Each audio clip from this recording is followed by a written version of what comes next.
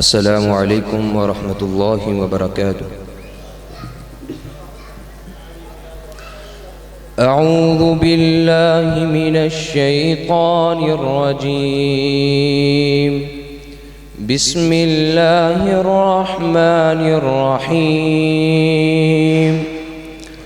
لا أقسم بيوم القيامة ولا أقسم بالنفس اللوامة. أيحسب الإنسان أن لن نجمع عظامه بلى قادرين على أن نسوي بنانه بل يريد الإنسان ليفجر أمامه يسأل أيان يوم القيامة فإذا برق البصر وخسف القمر وجمع الشمس والقمر يقول الإنسان يومئذ أين المفر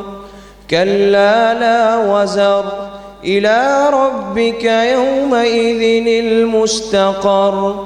ينبأ الإنسان يومئذ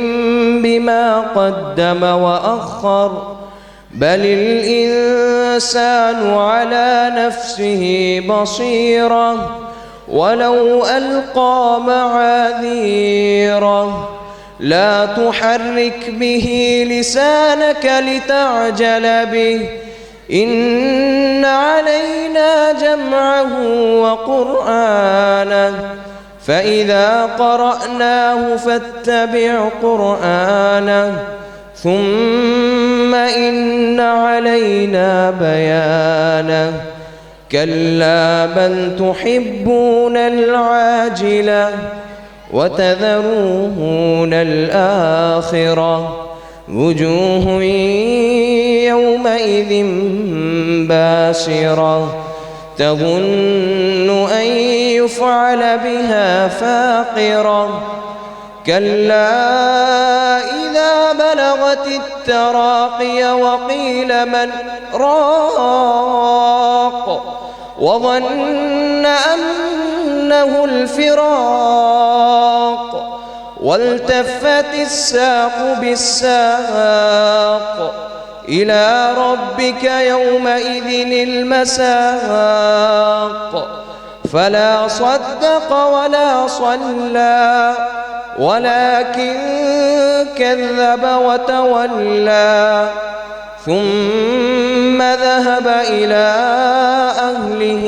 يتمطى أولى لك فأولى ثم أولى لك فأولى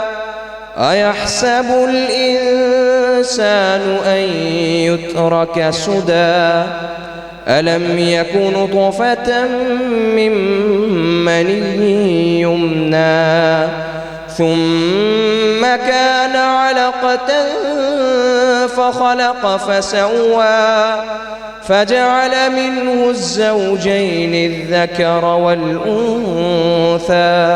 أليس ذلك بقادر على أن يحيي الموتى صدق الله العظيم.